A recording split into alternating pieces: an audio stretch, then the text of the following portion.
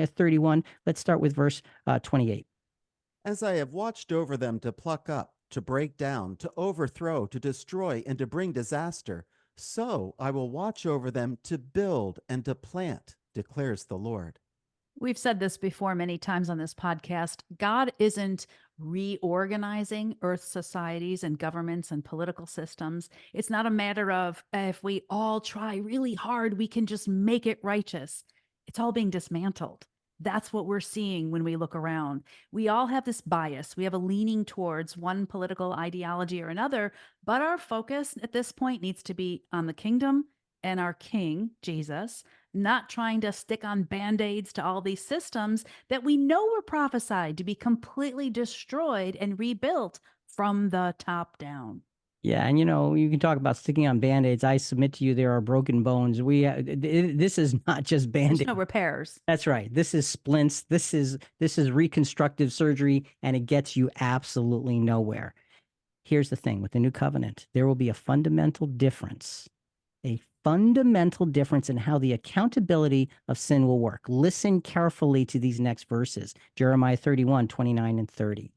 In those days, they will not say again, the fathers have eaten sour grapes, and the children's teeth are set on edge.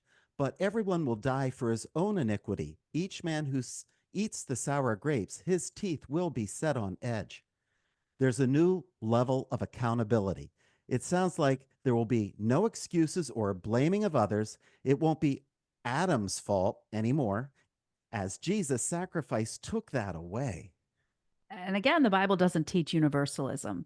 There will be a personal accountability in the kingdom. The day of judgment is a time of testing.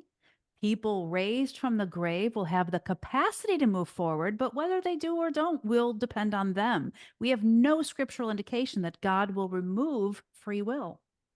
He won't, because his whole creative power is based in free will. So what he does is he guides free will to be able to take responsibility, to have understanding.